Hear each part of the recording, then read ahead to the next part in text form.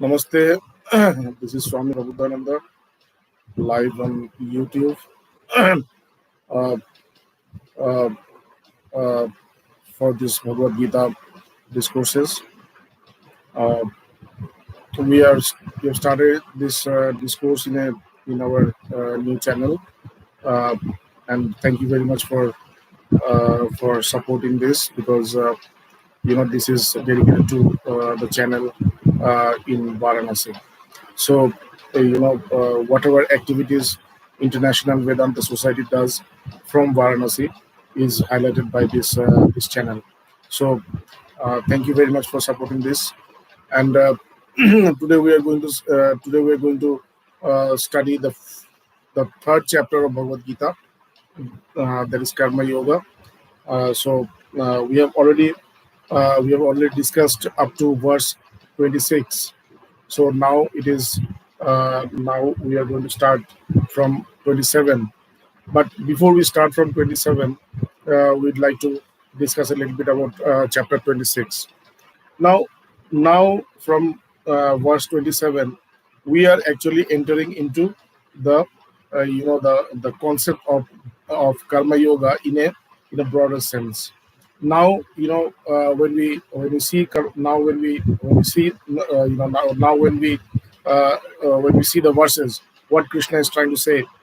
Now he's bringing this concept of total total surrender. That is, karma yoga is all about unattachment.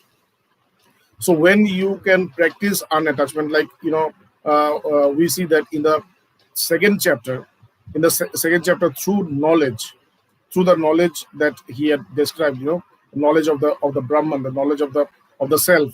So with the knowledge of the self, you need to prepare yourself for a completely unattached life, a life where there is no attachment at all. So when you have no attachment at all, and in that way, being unattached, when you leave the life the way you used to live, the way it is, you don't need to change your life. Whenever we think about spirituality, we think about transformation of our lifestyle, transformation of things that we do, or that we had done. It's not like that. You don't need to change anything.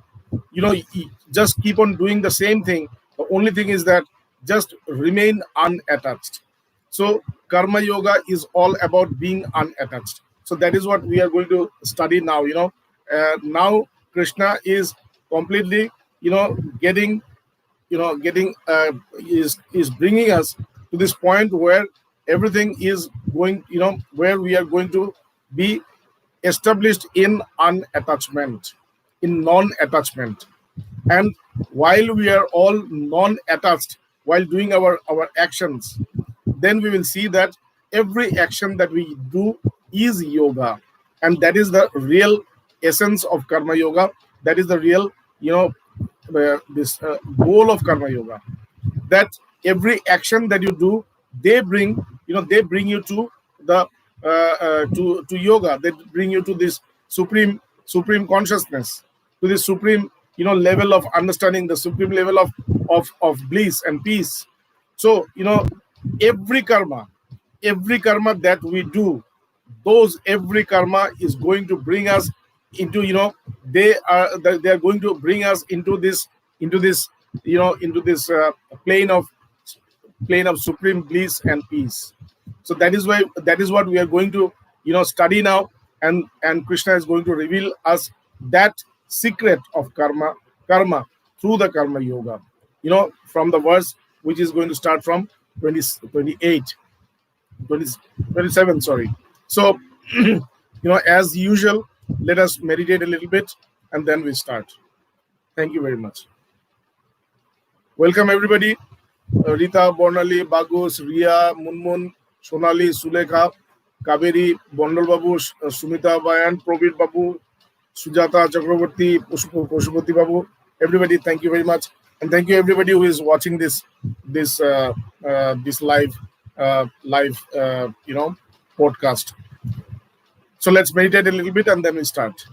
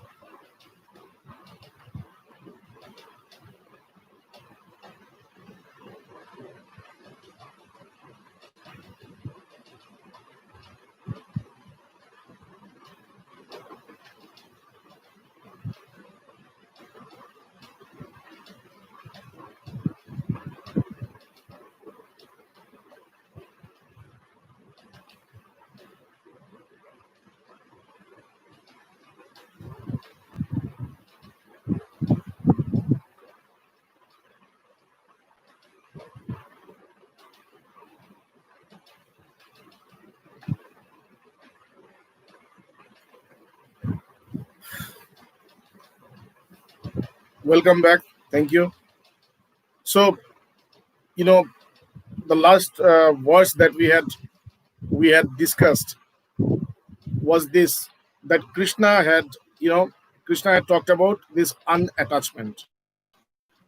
Karma yoga is all about unattachment.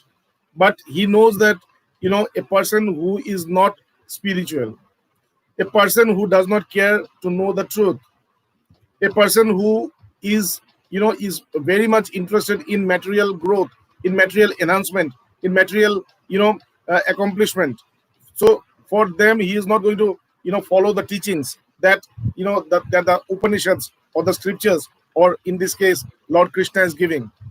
So a person who is not enlightened, when we say a person who is not enlightened, it means a person who does not aspire to know the truth of this universe, who does not aspire to know the truth of this universe, who is more interested in everything which he sees and experiences through his senses and his mind. So a person who is very much interested in only perceiving, and experiencing things which he sees, which he experiences in this external world through his senses. you know these are the people who are always attached to actions. They are always attached to each and every action, and they are not only attached to each and every action, they are also attached to the doer of the action, and the results of the action, everything. So they are not only attached to the actions, they are not only attached to the external world. Basically they are attached to the doer of the actions, which in the result, in as a consequence, they get attached to the results of the actions, to the actions, and to each and every aspect of this external world. So Lord Krishna says that because they do not practice unattachment, because they do not practice anything spiritual, that is, they don't want to go beyond their intellect, they don't want to go beyond their senses or their mind, because they don't want to do that. So an enlightened soul should never misguide them. And that means enlightened souls, or a person who has experienced the truth, or experienced the self. Sometimes he also misguides others by discouraging them into actions. Krishna says, either he is attached or detached. He should never stop working. You should always start to work, because I cannot make you or inspire you into selfless work.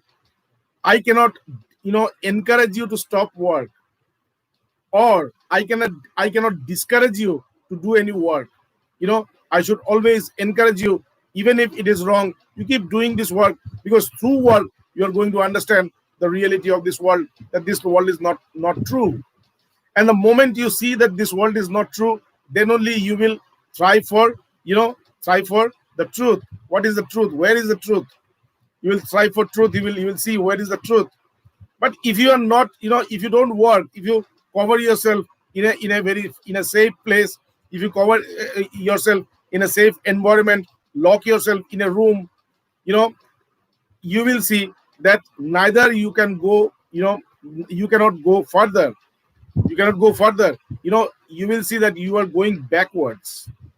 You're becoming, you are entering the darkest part of your existence.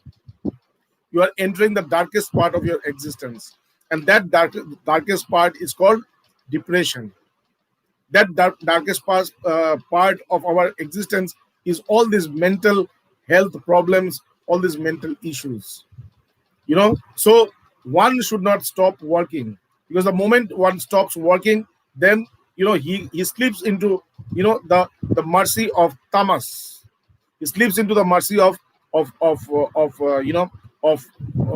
darkness. And because of this, his whole life becomes dark.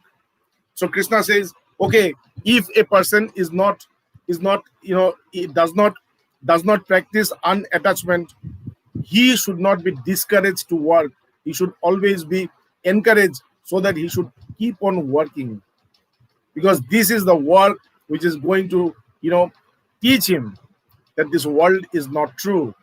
These relationships that he sees, these are also not true. The only truth in this world is the self, the reality, the Brahman or Atman. Okay, so now we are going into the next one, that is verse number 27. Now Krishna says the signs by which the actions are happening.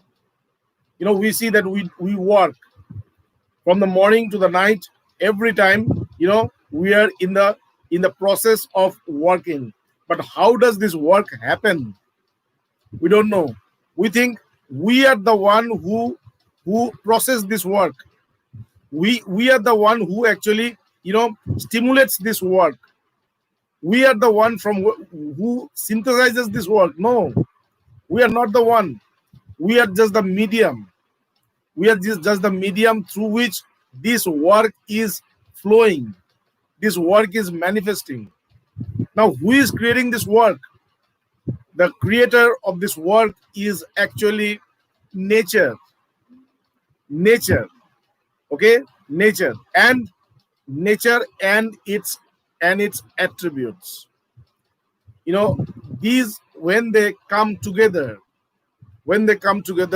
that is when they give rise to, they give birth to karmas. Like if you have a lump of dry earth or clay, a lump of dry clay in your house. It's just dry, nothing is there. But after some time, if you put water there in that clay, if you put water, you will see that there are trees, or there are plants, saplings which are coming out of that clay. So these plants and trees, these saplings, or sometimes you will see even insects. I've seen in our garden. We brought this lump of dry clay from one place, because in Varanasi we don't have too much earth. So we need to bring it from somewhere. So when we brought it, it was like very dry, like rocks. It was like rocks. Nothing was there. It's just rocks.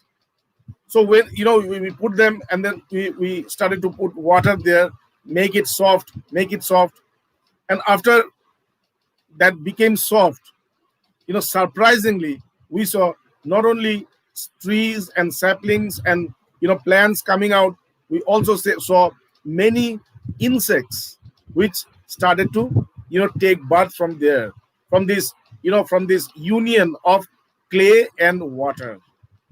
Okay, so everything is there, every constituent is there within that. The moment you add them, they produce things, they give rise to another world. So here also is the same thing.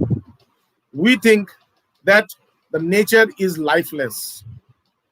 We are the only life, we are the only conscious, we are the only intelligent, and everything is unintelligent, everything is lifeless. But it's not like that. It's not like that. Actually, everything has got life. Everything can produce life. Everything can breed prana. From everywhere we can have prana, and it is that prana, it is that energy which actually influences us.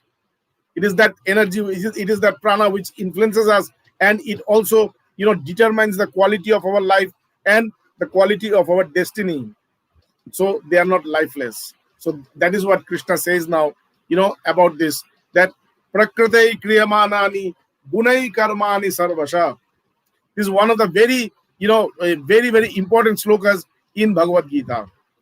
Prakriti kriyamanani gunai karmani sarvasha ahankara vimuratma karta aham iti manyate. So there is one thing called Prakriti, that is nature. Okay, Prakriti, and Another is guna, that is, the attributes. Where does these attributes come from? The attributes come from prakriti. It comes from the nature. Now, nature can give birth to attributes. These attributes that we have, we talk about nobility, we talk about cruelty, we talk about, being very honest, we talk about being very dishonest. So what is this? These are qualities. Now, how does this quality come to us? How does a person become honest and a person becomes dishonest? How does a person become a lover and the other person becomes very, very arrogant, very, very, hater? How does it become like that? It is only because of the qualities. It is because of the qualities. The qualities influences our mind, influences our consciousness. The qualities influences our consciousness, and we start to behave according to the qualities. If we are influenced by the best of the qualities, that is sattvic, then we will all behave sattvic. That is, we all will be very, very, we all will be very, very pious, very, very righteous, very, very honest, very, very truthful, very, very peaceful, serene. And if we are influenced by, the worst of the qualities, that is tamasic, that is tamas, then what will happen? We will become, a drug addict. We'll always remain in the state of intoxication. We'll talk nonsense all the time, talking nonsense. What is this? This is the effect of tamas. We'll be lazy. We'll not want to work. We'll always sleep. We will always want to sleep. So these are called, tamasic. But this also is a quality, and this quality influences the consciousness, and the consciousness starts to behave according to the quality. So they are very, very, they are very, very, very, very strong. So don't think that, I am the only conscious being in this world and everything is just false and everything is matter. No, it's not like that. Everything is conscious. Everything is conscious. Everything has got an energy, and everything has got a power. And with that power, everything is influencing you, me, and the entire world. So we need to understand this, that we are not the only one who shapes our destiny. There are many other factors which are around us which shapes our destiny, about which we are completely ignorant. We are completely ignorant. Okay, so that is the thing. We need to be aware about that, and that is what Krishna is doing. Krishna is making us aware. You see, you need to be aware about the prakriti, that is nature, because it is the nature which creates actions. All the actions that you do, it is not done by you. It is not created. It is not created by you. It is not done by you. It is done by nature. It is done by nature. So you need to understand what is nature. Okay, so that is what Krishna says.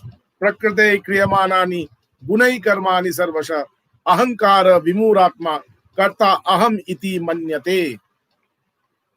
He says that prakriti kriyamanani gunai karmani sarvasha. Every actions that we do, every actions that comes to us, every action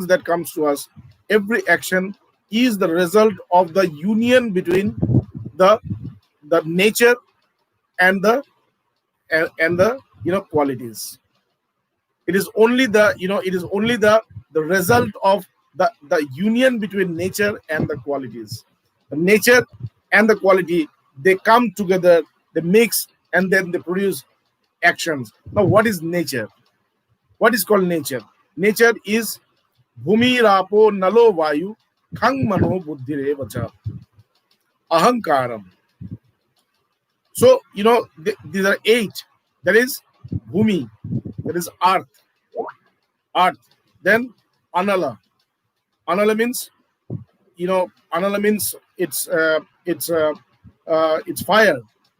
Vayu means it is, it's wind. Bhumir Apo Anala. Apo means water, and Khang means sky. So these are the five elements. These are the five elements. Okay, and Mana, Buddhi, and Ahankara. These are the three. There is the eight. So Bhumir Apa Anal Vayu, Khang Mana, Buddhi, and Ahankar. These eight. Mana means mind, Buddhi means intellect, and Ahankar means ego. So these eight joined together is called Prakriti, is called nature. So this body is formed by the five elements. So because the body is formed by these five elements, this body is also part of Prakriti. This body is also part of the nature. It's not mine. So when you say that this is my body, it's false. It's not your body. It has come from nature and it will go back to the nature. It has been given to you by the nature. It's been rented to you. You wanted to manifest yourself. Now you are completely, you are formless. You do not have any qualities. You are beyond qualities. You are formless. You are nameless. You are orderless. Now how will you manifest yourself? Because you are beyond everything. So you need something, matter, something gross, through which you can manifest yourself. So that gross thing is called nature. So in the nature, it is the body, the mind, the intellect, and the ego. Is all the things they have been given to you. It's all the things they have been given to you, and you are using them. You're using them because they have been given to you. Okay, this body, mind, intellect, and ego. So this, what you are using, is actually rented to you. And when we suffer, you see that we suffer. We have a lot of pain in this world. So this is the rent that you give. Sometimes we have losses. We have so many. We are so happy, and instantly we see that we become sad. All the happiness is gone. Now, where did the happiness go? The nature has taken its share of happiness, because you are not paying the nature. You're only taking it. You didn't pay. So when you are happy, when you are very when you have prosperity, the nature takes away everything, because you have not given back to the nature. Okay, so when you are happy, you become that is what Maya means. Maya means when you consider this nature to be yourself. This nature is nature. That is nature is the five elements. That is these eight elements. That is the five element and mind, intellect, and ego. This eight is called nature. Maya means Maya is that faculty by which you consider yourself to be the nature. You consider yourself to be the body, the mind, the intellect. You consider you consider everything that you see outside to be truth. That is called Maya. So that is the Maya is that faculty, or Maya is that by which you consider everything that you experience, apparently to be truth. That is called Maya. So the nature is given to you. Now the nature takes away from you everything. Nature takes away, and when nature takes away, you become sad. Why do you become sad? Why do you become sad? When you are taking from nature, you are not sad. I want this body. I want a healthy body. I want I want a healthy mind. I want a healthy intellect.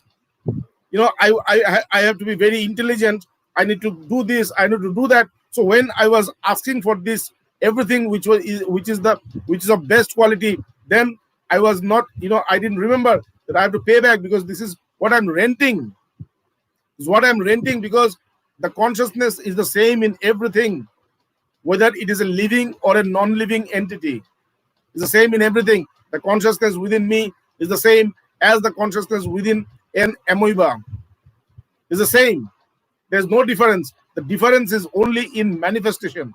And how does this difference happens in manifestation? When we have these tools of manifestation. Like I have more tools, more,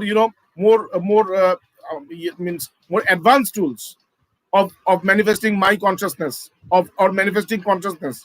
But a plant does not have it. It cannot speak. It cannot communicate what is thinking. I can communicate. So I have means my skills. I have advanced skills. I have advanced technologies. So this is also been given to me. It's also not mine. So everything has been given to me. So I need to be aware about that. That everything, every work that I do, is being done through nature and the qualities. The nature and the qualities, when they come in contact, the nature and the qualities, when they come in contact, they produce actions. They produce actions, and they not only produce actions, they also execute those actions through the body, through the mind, and through the intellect. They also execute those actions. But I am a fool. But I'm a fool. What do? I think myself as a doer. And because I think myself as a doer, I get attached to everything that I do or not do. I get attached to everything that I do. I get attached to everything that comes as a result of my work. So I am I'm attached to everything. So the only way of getting rid of all attachments and getting established into karma yoga is to understand that I never do any karma. This is something very basic that we need to understand, and we need to always put it imprinted in our brain, in our mind, while we are working, while we are doing any job. Either it is a skilled job or an unskilled job. Either it's a skilled job or an unskilled job. Whatever we are doing, we should always be very we should always be very, very aware. We should always be very aware that that that I am not the doer. I am not the doer. I am the I am the observer. I'm the observer of the nature, executing the work, the actions through itself. The nature is producing the work, and it is executing the work through itself. I am not associated at all. I was the observer, and I am the observer. I was the observer, and I am the observer always. Okay, so this is something which I need to understand and keep in mind very, very firmly, that I do not do any work. Every work has been done through, every work is been done through the nature. I do not do any work. Ahankara vimuratma karta aham iti manyate. My ego is a stupid. My ego is stupid, and that is why it thinks itself to be a doer. It's not a doer. It has never done any job. It has never done any work. My ego is stupid, and that is why it thinks itself as a doer. Okay. Then it says, Tattavittu Mahabaho Guna Karma Vibhagayo. Tattavittu Mahabaho Guna Karma Vibhagayo. Guna Guneshu Vartante Iti Matva Nasajjate. Tattavittu Mahabaho Guna Karma Vibhagayo. A person who knows the truth, he knows that everything which has been done is well categorized. It's well categorized. It's well, guna, karma. It's every karma is been it's been manifested by all the qualities, by the nature. And the nature is playing with the nature. Guna guneshu vartante.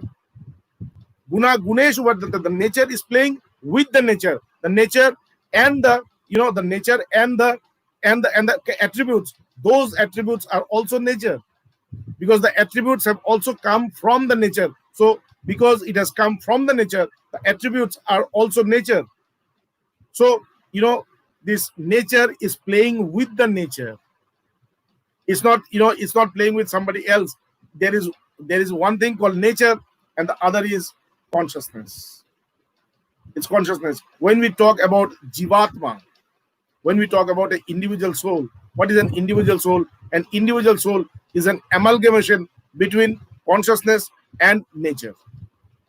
When there is an amalgamation between consciousness and nature, that is called a jivatma, or an individual soul. But when this individual soul comes to this understanding, comes to this experience, comes to this intuition that it is not associated with the nature at all, that it is always independent, and that the nature does not exist. It only exists in a very, very material plane. But in reality, there's no matter, there is no nature, there's only this consciousness. When this consciousness comes face to face with this reality, this consciousness becomes a universal soul. So this is called enlightened and unenlightened. An individual soul is an unenlightened person. What is an unenlightened person? He knows that everything that he sees around is all truth, and he is part of this. And that this everything that he sees, his body, his mind, his intellect, his world, his actions, inactions, his qualities, his mental state, everything, he thinks they are all part of his own existence. Means he's mixed with everything. The consciousness, when it perceives itself to be mixed with nature, is called an individual soul, or an unenlightened soul. But with repeated experience, with repeated experience, when it starts to see, that it is the supreme consciousness, and when he sees himself as supreme consciousness, he does not find any nature at all. He does not find any attributes. These attributes, this nature, is only in a very, very lower plane of consciousness. It's very, very in a very inferior plane of consciousness, where everything is matter, everything is gross. But when you come to the place where you are in your own real nature, when you are established into your real self, you see there is no nature at all. Everything, you are free from everything. You are the one non-dual entity. There is no duality. There is no mixture. There's no mixture. It says Shuddha, that is, you are pure. Your pure consciousness means you have never mixed with anything else. When you are a individual, when you are an individual, a name and a form, when you are an individual, a name and a form, you are actually adulterated. You are mixed. You are a mixture. You are adulterated. You are an adulterated version of yourself, of yourself. But when you are in your own self, when you're in your own self, when you're in your own reality, then you see that you are very, very pure. That is, you have never mixed with anything. You are always free from everything. You are always free from everything, and there is no everything also. This everything is also you. This everything that you see is also your own self. There is nothing called anything which is other than you. There is no duality. There's no duality. There's only one. There's only one existence, and this existence is the existence of the self. So that is when you become an enlightened soul. So tattavittu mahabaho guna karma vivagayo. In reality, everything is been categorized. Everything has been categorized, and and a person who has seen the reality, a person who has experienced the reality, is very aware about this fact. Is very aware about this fact that guna guneshu vartante. Is very aware about this fact that whatever is happening, it is only happening because it is the nature which is reacting with the nature, which is acting with the nature. I am not at all, I am not at all associated there. The attributes are mixing with attributes, and they are producing whatever they want to. It's a game which has been done by the nature all along. I am not associated with it. I am not at all involved in it. I'm not at all involved in it. I am only the observer of everything that is happening. I'm the observer of this phenomenon. I'm just the observer of all this phenomena which is happening around me. I'm the observer. The moment I can remain as an observer of everything that is happening around me, that is the time when I am enlightened. Okay, guneshu vartante iti matva na sajjate. One who knows that everything is done through nature. Everything is done through nature, and it is only the mixture of the nature which is doing everything, and I am not involved at all. When I am fully aware about this, I do not get attached to anything, to nothing. And the moment I don't get attached to nothing, what happens? I become the self. So karma yoga is very, very simple way of getting back to your reality. Getting back to your reality. Only you have to be very aware of the fact that you are not the doer. Everything is done by the nature. You are not the doer at all. You are only the observer. When you are in the process of very, very hard work, when you are in the process of very, very like sustained hard work, very, very some very serious work, then also you should work out everything with full concentration, with full sincerity. But at the same time, you should know that this has nothing to do with me. Though I will put my whole sincere effort, though I will put my whole heart into it, my whole mind, my whole dedication into the actions that I do, but I have to always be aware that I am not at all associated with any of these actions.